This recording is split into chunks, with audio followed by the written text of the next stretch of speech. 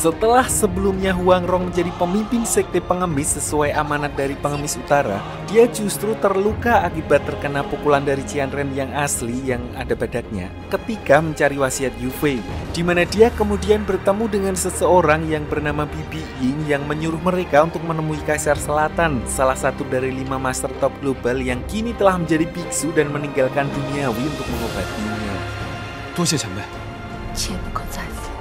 Di pertemuan itu, Guo Jing dan Huang Rong justru mengetahui cerita masa lalu mereka di mana tidak berselang lama, Bibi Ying juga mendatangi Kaisar Selatan dan berniat untuk menghabisinya.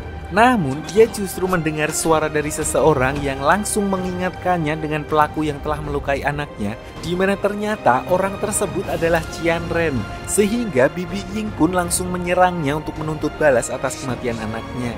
Sayangnya, kemampuannya masih jauh di bawah Qianren sehingga serangan barusan bukanlah masalah bagi Qianren dan justru Bibi Ying sendiri yang harus terpental setelah mendapat serangan balik.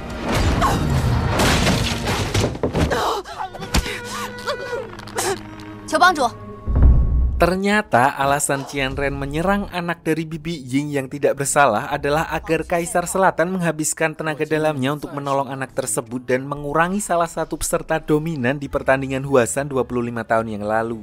Dan sekarang setelah energi Kaisar Selatan terkuras, dia secara terang-terangan berniat untuk menghabisi Kaisar Selatan dan Bibi Ying sekaligus Guo Jing dan Huang Rong tanpa memperhitungkan kemampuan mereka yang sekarang.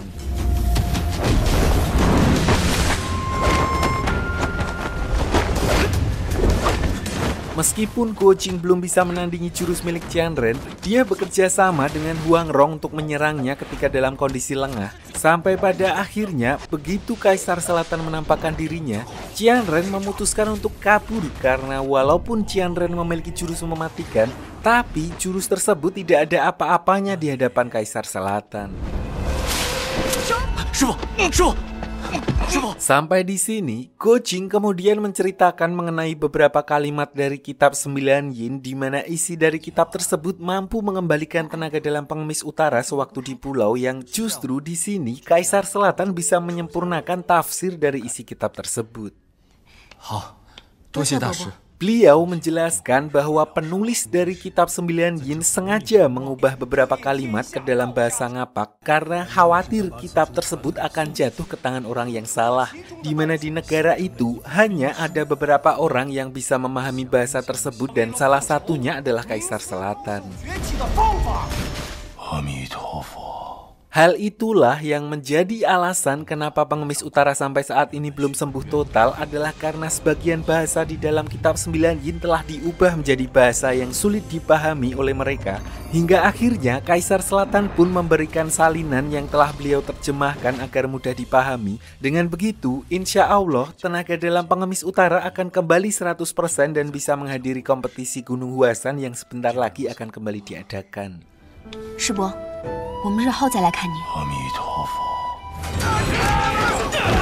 Sementara itu di sisi lain, diperlihatkan Raja Zhao yang sedang angry-angry, marah-marah setelah pasukannya kalah di medan perang, sehingga hal itu membuat Raja Zhao terpojok dan bertekad untuk segera mendapatkan wasiat Yu Fei apapun caranya, karena hanya dengan itu mereka baru bisa membalikan kekalahannya.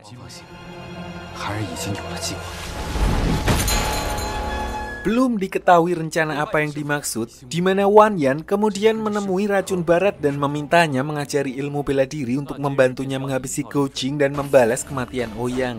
Sampai di sini pun racun barat belum menyadari kalau orang yang dihadapannya itu sendirilah yang merupakan pelaku di balik kematian Ouyang, sehingga dia dengan senang hati mengajarkan ilmu bela dirinya kepada Wan Yan.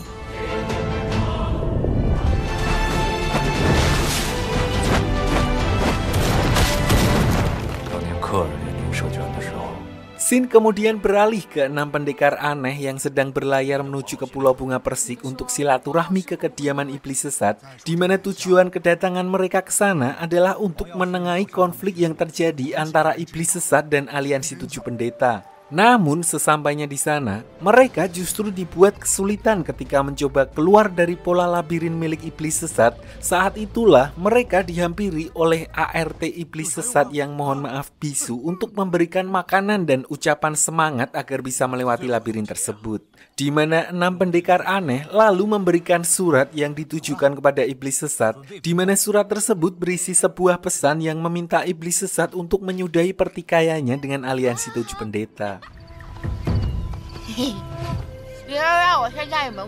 Sementara itu di sisi lain, diperlihatkan bocah tua nakal dan pengemis utara yang entah bagaimana bisa bertemu dengan 4 penjaga kerajaan dinasti Jin, di mana Botuna justru mempermainkan mereka untuk membawa Botuna dan juga pengemis utara setelah dia menanamkan pil kematian ke tubuh 4 orang itu, yang sebenarnya pil tersebut hanyalah akal-akalan untuk mengelabui mereka sampai akhirnya mereka pun sampai di sebuah kedai di tempat di mana mereka akan bertemu dengan Guo Jing dan Huang Rong. Di sini saat bocah tua nakal kembali bermain-main dengan 4 penjaga kerajaan, pengemis utara tidak sengaja melihat ketua dari 6 pendekar aneh yang hanya tinggal sendirian, di mana dia berjalan sempoyongan dan marah-marah seperti sedang terjadi sesuatu kepada para saudara seperguruannya. Melihat hal itu, pengemis utara pun memutuskan untuk mencari tahu apa yang sebenarnya terjadi. Di tempat yang sama, diperlihatkan Guo Jing dan Huang Rong yang akhirnya sampai di tempat tersebut, di mana karena terlalu asyik bermain, bocah tua nakal pun tidak menyadari kalau pengemis utara telah menghilang dari tempat tersebut. Di tengah pencarian tersebut, mereka justru dibuat makdek setelah menemukan ketua 6 pendekar aneh yang biar gampang kita panggil saja guru pertama Guo Jing yang sudah dalam kondisi ngamuk-ngamuk. Bahkan ketika mendengar suara pengemis utara dan Huang Rong, guru pertama justru semakin menggila di mana beliau menyuruh Guo Jing untuk menghabisi iblis sesat dan Huang Rong tanpa alasan yang jelas. Dari sini bisa disimpulkan bahwa anggota 6 pendekar aneh mengalami kejadian mengerikan setelah terakhir kali mengunjungi iblis sesat di Pulau Bunga Persik. Namun berhubung guru pertama mohon maaf tunanetra, sedangkan hal itu adalah masalah yang cukup serius, sehingga kurang pas jika mereka serta-merta langsung mempercayai ucapan guru pertama tanpa penyelidikan lebih jauh.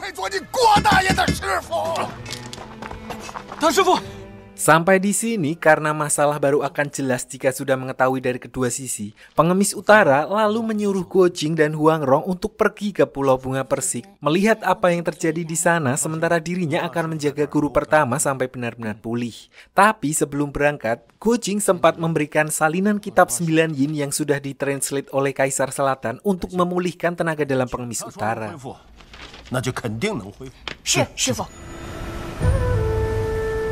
Sesampainya di Pulau Bunga Persik, Huang Rong langsung dikejutkan ketika melihat makam ibunya yang sudah dirusak oleh seseorang, dan juga para guru Guo Jing sudah dalam kondisi tewas mengenaskan di dalam makam tersebut. Dari hasil bukti temuan, Guo Jing menemukan bekas surat yang sebelumnya dibawa oleh 6 pendekar aneh, di mana dia mengira kalau iblis sesat telah salah paham dengan 6 pendekar aneh yang menduga kedatangannya ke sana adalah untuk membantu aliansi pendeta untuk melawan iblis sesat, sehingga beliau terpaksa menghabisi mereka dengan brutal. Pernyataan Guo Jing barusan pun sempat ditentang oleh Huang Rong yang menyuruh Guo Jing untuk menyelidiki kasus tersebut lebih dalam sebelum menimbulkan asumsi liar. Namun ketika seseorang telah dikuasai oleh amarah, kata-kata mutiara seperti apapun tidak akan membuat orang itu mampu berpikir jernih.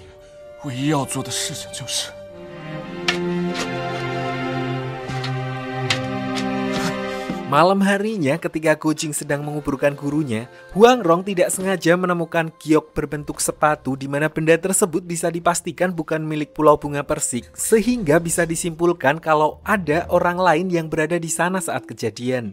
Namun Guo Jing yang sudah dikuasai oleh amarah, dia berjanji akan menuntut balas kepada iblis sesat, di mana otomatis Guo Jing terpaksa harus mengakhiri hubungannya dengan Huang Rong untuk menghormati gurunya dan meminum ale-ale sebagai simbol perpisahan.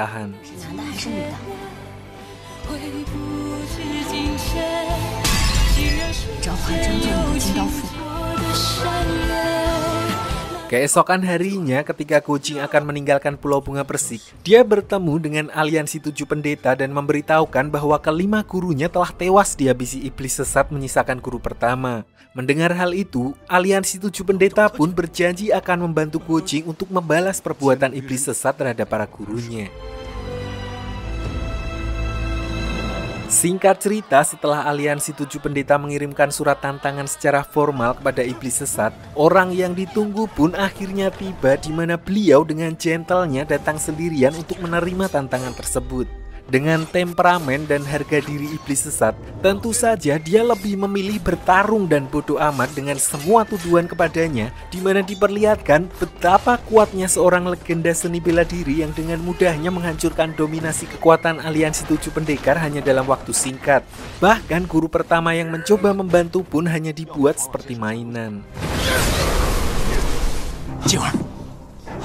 Di saat yang bersamaan, justru pengemis utara yang lebih mengenal iblis sesat lebih dari semua orang di sana merasakan adanya kejanggalan dan sempat mencegah Go-Jing agar jangan ikut campur, mengingat beliau yakin bahwa iblis sesat bukanlah pelaku di balik kasus tersebut. Lagi pula, meskipun iblis sesat memang agak temperamen, tapi beliau tidak akan pernah menghabisi seseorang yang tidak bersalah karena seperti yang mereka lihat, iblis sesat bisa saja dengan mudah menghabisi mereka dari kemarin-kemarin kalau memang itu adalah tujuannya. Intinya, pengemis utara berniat menyadarkan Go-Jing agar jangan sampai amarah menghilangkan akal sehat dan alangkah lebih baiknya jika menyelidiki kasus tersebut terlebih dahulu. Namun, ucapan barusan tidak digubris oleh pemuda akhil balik tersebut, di mana dia justru bekerja sama dengan aliansi 7 pendeta untuk menyerang iblis sesat.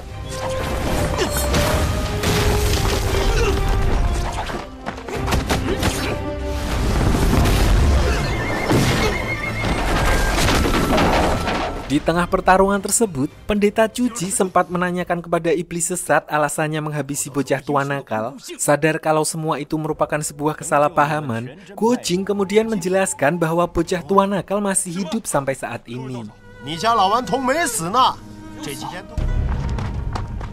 Pada momen ini, iblis sesat pun dibuat bingung ketika Go-Jing menantangnya sebagai bentuk balas dendam atas kematian para gurunya, di mana ternyata sampai saat ini pun iblis sesat belum mengetahui kalau semua anggota 6 pendekar aneh selain guru pertama telah tewas di Pulau Bunga Persik, karena sebelumnya beliau telah mengutus gadis aneh dan para ART-nya untuk menjamu mereka dengan baik.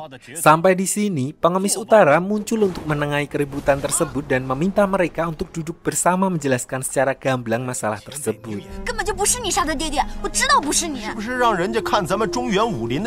Di sini, pengemis utara kemudian mulai menjabarkan titik permasalahan tersebut bermula ketika kelima gurunya Go-Jing ditemukan tewas di Pulau Bunga Persik dengan kondisi mengenaskan, di mana kemungkinan besar pelakunya telah merencanakan hal itu untuk memfitnah iblis sesat. Tidak berselang lama, mereka tiba-tiba kedatangan tamu tak diundang, yaitu Racun Barat, Wan Yan dan Raja Zhao bersama antek-anteknya, di mana ternyata semua ini merupakan rencana Wan Yan yang berniat mengambil wasiat Yu Fei dari tangan Go-Jing. Hingga akhirnya Racun Barat maju terlebih dahulu untuk melawan aliansi 7 pendeta yang mendapat bantuan dari Go-Jing.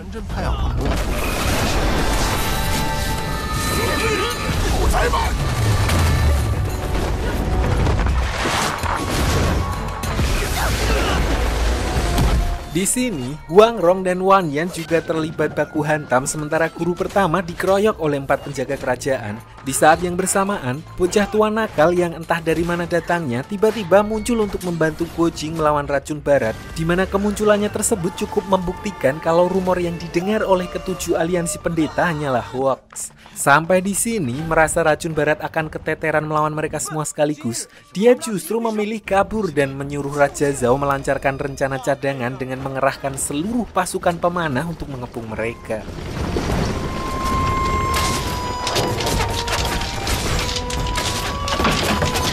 Di sini, sebenarnya bisa saja pengemis utara dan iblis sesat bekerja sama untuk membuat jalan bagi mereka, tapi mempertimbangkan hal itu juga cukup beresiko karena telah dikepung pasukan pemanah dari berbagai arah. Saat itulah, guru pertama teringat dengan jalan rahasia yang hanya diketahui oleh orang dalam di wilayah itu, hingga akhirnya mereka pun berhasil keluar dari kepungan pasukan Raja Zhao melalui jalan rahasia yang tembus ke belakang gunung.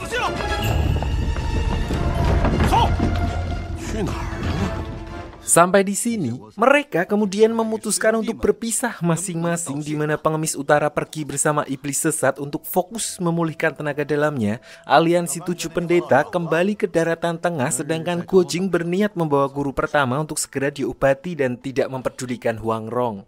Namun di tengah perjalanannya, Gojing kembali mendapat masalah ketika Wan Yan dan 4 penjaga kerajaan muncul untuk meminta wasiat Yu Fei darinya, dan kali ini Wan Yan dibantu oleh Qian Ren untuk melawan Gojing, di mana mereka memanfaatkan kelemahan guru pertama yang sudah tidak berdaya.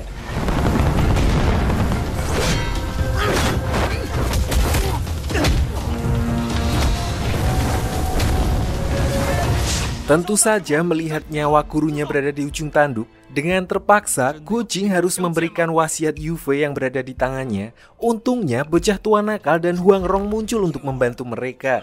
Saat itulah Huang Rong kemudian memberitahu kepada bocah tua nakal kalau Qian Ren adalah seseorang yang telah melukai Bibi Ying, di mana Botuna pun langsung mengejarnya untuk memberinya pelajaran.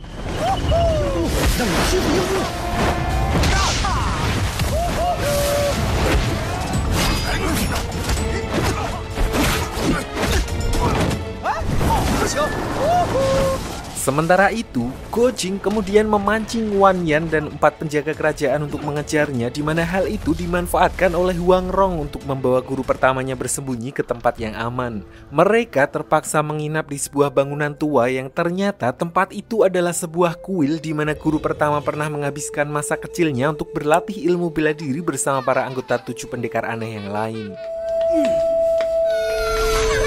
Belum selesai dengan kasus tewasnya para saudara seperguruannya, mereka kembali mendapat masalah ketika Raja Zhao dan Wan Yan tiba-tiba muncul di tempat tersebut untuk bermalam. Hal itu pun membuat Huang Rong yang gelagapan terpaksa bersembunyi di balik tembok bersama guru pertama.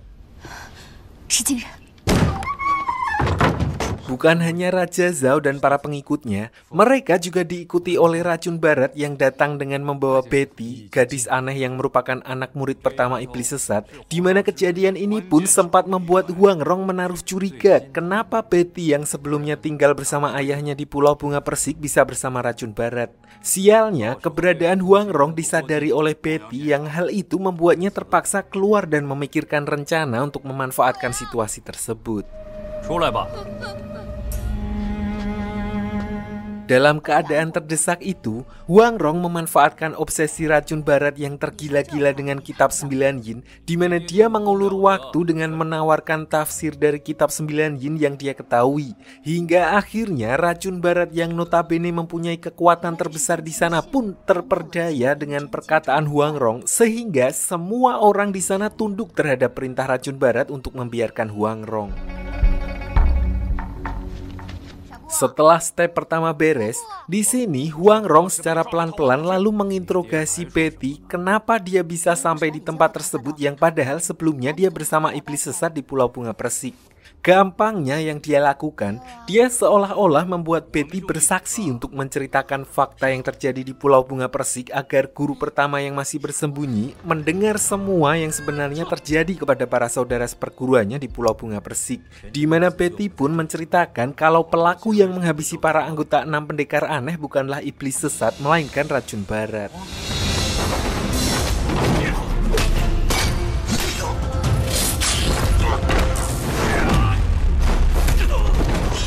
Huang Rong pun sadar betul kalau racun barat sengaja membiarkan guru pertama hidup untuk menyebarkan berita hoaks dan membuat seolah-olah iblis sesatlah yang telah melakukan hal itu. Dan dengan begitu, semua orang di dunia persilatan akan memburu iblis sesat sehingga racun barat tidak perlu capek-capek untuk menyingkirkan lawannya. Dan ternyata otak di balik aksi keji tersebut tidak lain adalah Wan Yan.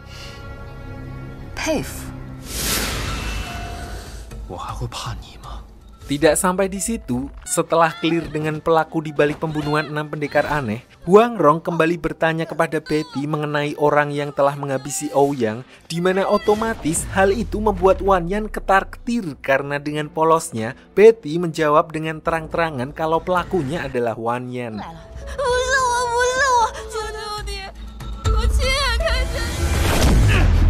Saat itulah ketika Wan Yan sudah berada di titik yang sudah tidak bisa beralasan lagi, disinilah ungkapan pendekar membunuh dengan pedang dan seorang cendekiawan membunuh dengan kata-kata, di mana tidak ada seorang pun yang bisa menghalangi kemarahan racun barat sehingga Wan Yan harus mendapatkan karmanya sendiri akibat terkena racun mematikan dari racun barat yang membuatnya tewas mengenaskan.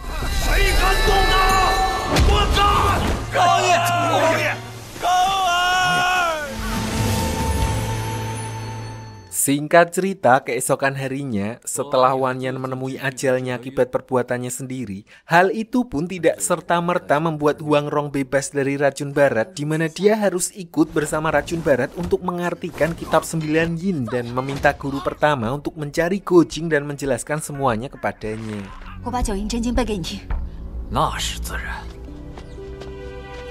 Tidak berselang lama, guru pertama pun sekuat tenaga mencari Guo Jing dan setelah mendengar penjelasan dari beliau, Guo Jing bersama pendeta Cuci dibuat syok ketika melihat Wan Yan telah wafat dengan kondisi memprihatinkan. Di sini pendeta Cuci sempat menyesali perbuatannya dulu yang menjadikan Wan Yan dan Guo Jing sebagai bahan taruhan, sehingga hal itu justru menjadi beban bagi Wan Yan yang padahal seharusnya beliau bisa membimbing muridnya tersebut dengan benar.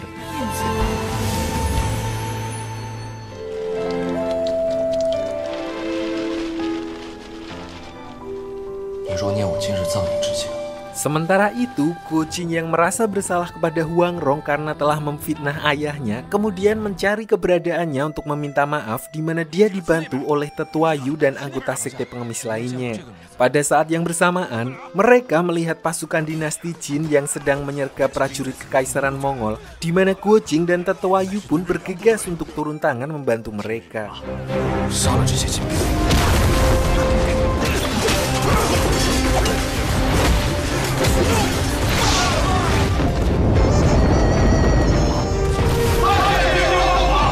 Sampai di sini, tidak ada lagi yang menahan dirinya untuk menghancurkan kerajaan dinasti Jin, di mana tidak butuh waktu lama, Guo Jing berhasil menghabisi semua pasukan dinasti Jin dengan mudah.